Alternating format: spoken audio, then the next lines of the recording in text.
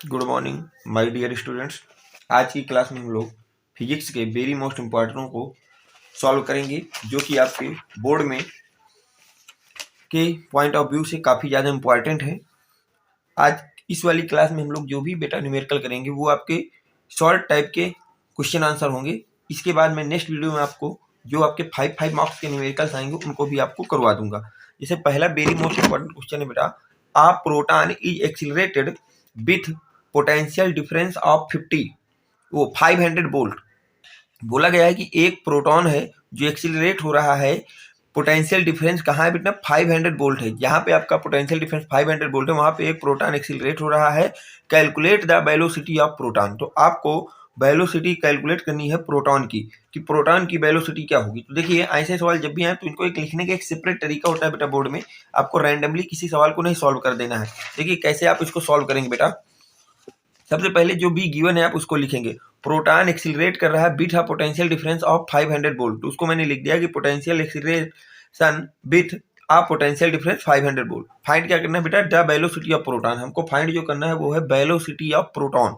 Solution देखिए कैसे होगा बेटा। Mass of the proton m, माना जो मास ऑफ प्रोटॉन है वो m है, और आपको ये लर्न होना चाहिए कि जो प्रोटॉन का मास होता है वो होता है 1.66 इंटू 10 की पावर माइनस 24, माइनस का 24, 1.66 इंटू 10 की पावर माइनस का 24। चार्ज ऑफ प्रोटॉन याद होना चाहिए कि वो होता है बेटा 1.6 इंटू 10 की पावर माइनस 19 कूलम।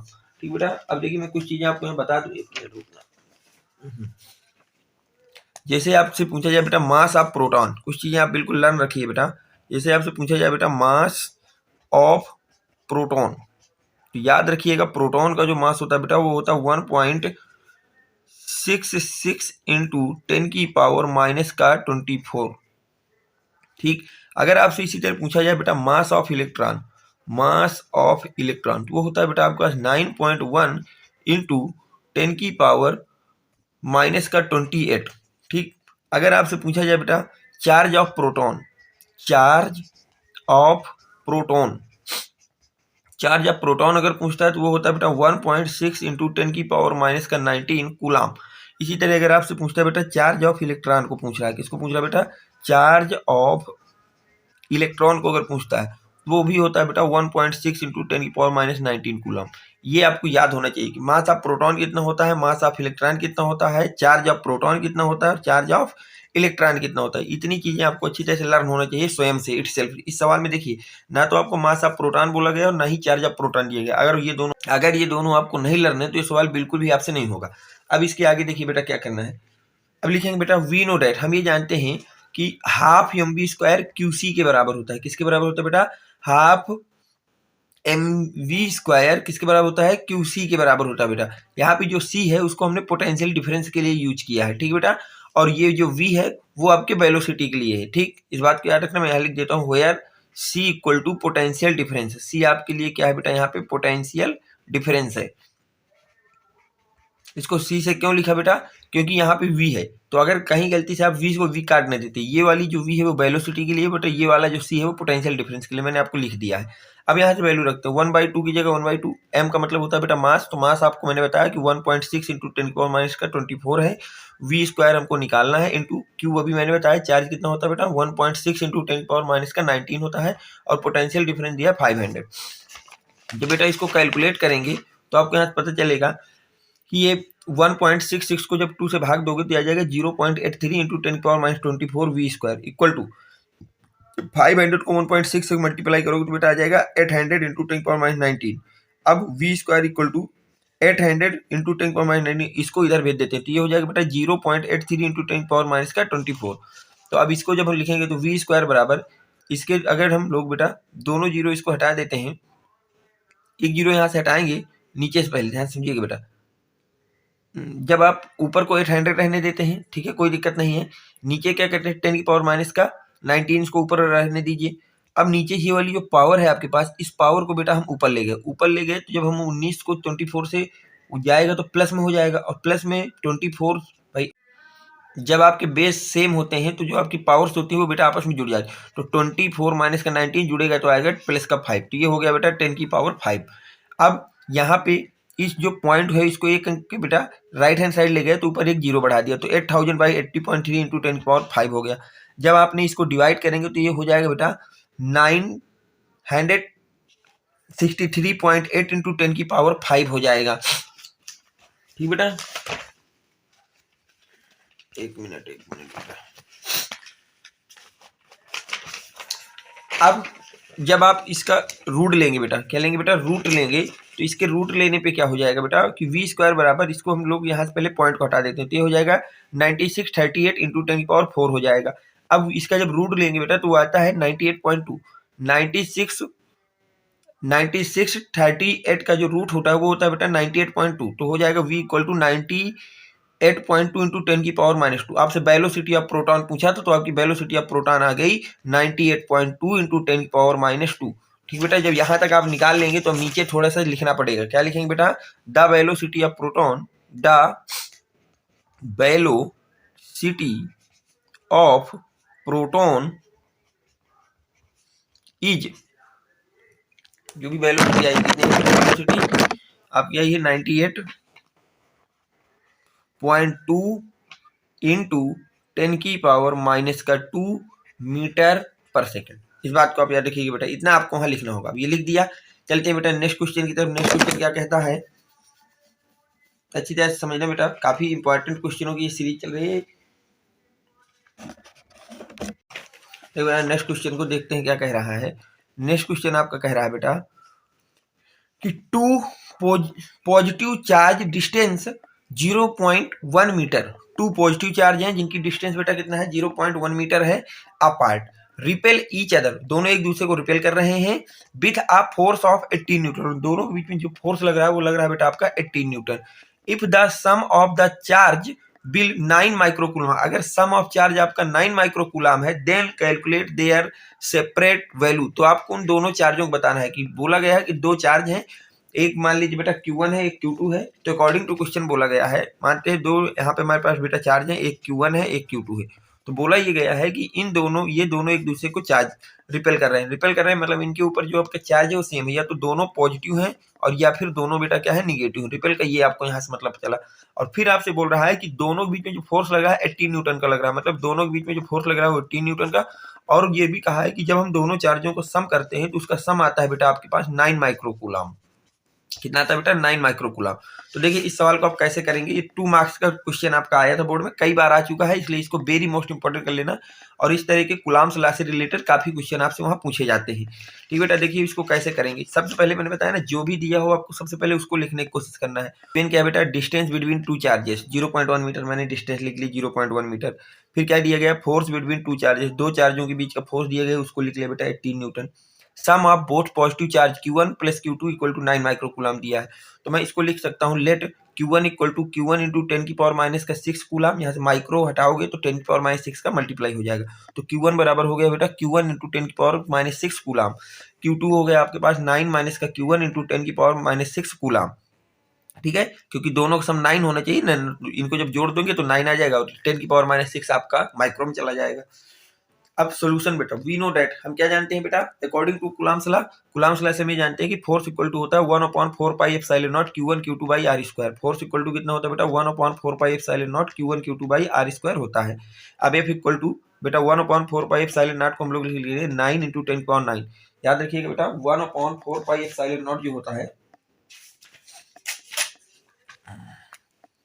1/4πε0, इसकी वैल्यू होती है बेटा 9 इंटू 10⁹। आप इस बात को याद रखिएगा, बिल्कुल लर्न कर लीजिए, काफी जगह यूज होता है। अगर आपको नहीं पता है तो इसको लर्न कर लीजिए कि 1/4πε0 का जो वैल्यू होता है वो होता है बेटा 9 इंटू 10⁹।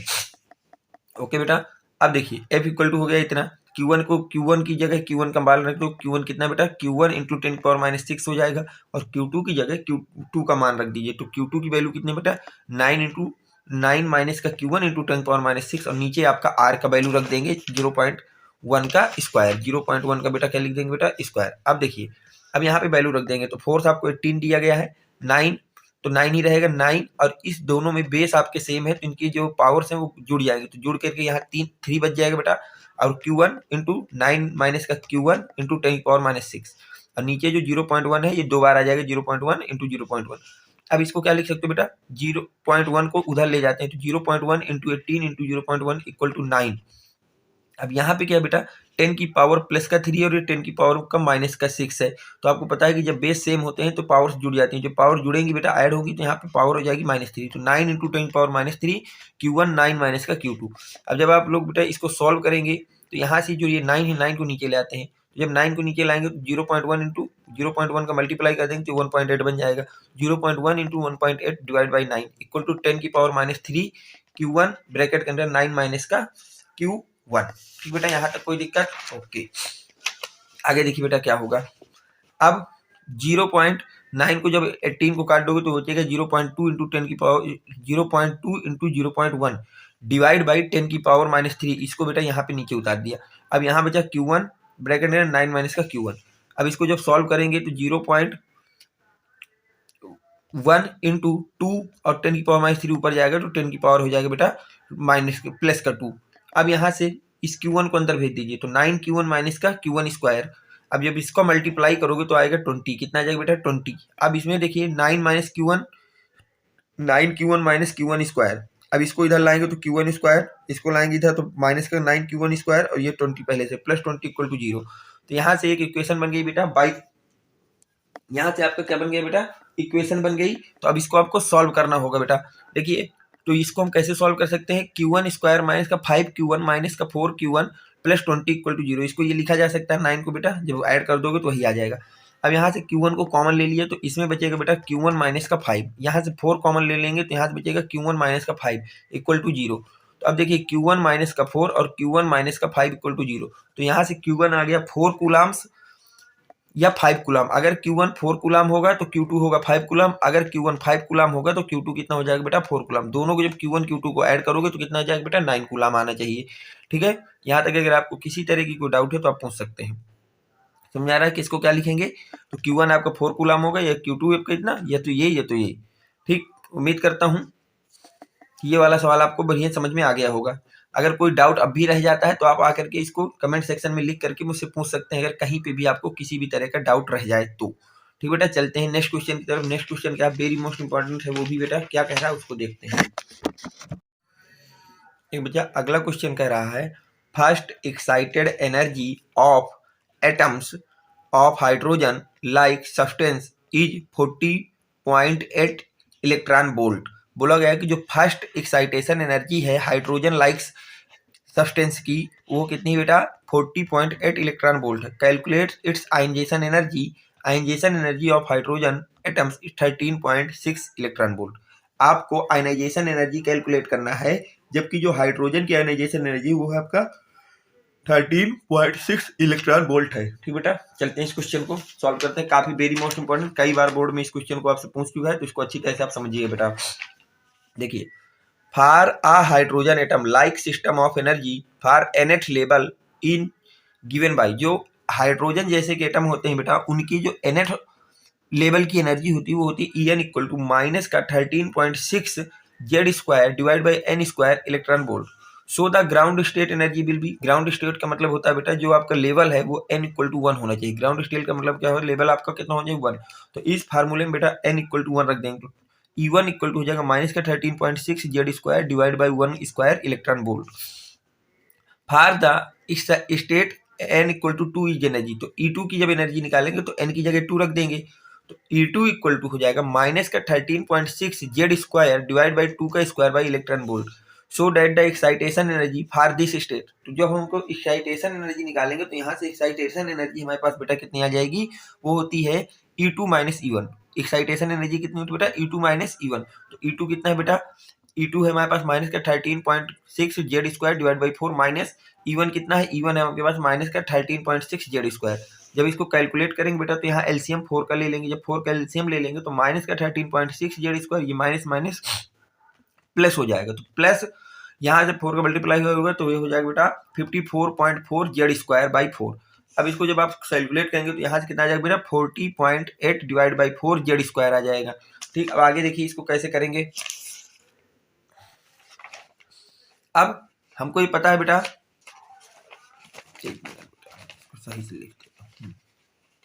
अब हमको पता है E2 minus E1 equal to, यहाँ जब इसको 4 से डिवाइड कर दोगे तो आ जाएगा 10.2 जेड स्क्वायर। कितना आ जाएगा बेटा? 10.2 जेड स्क्वायर आ जाएगा।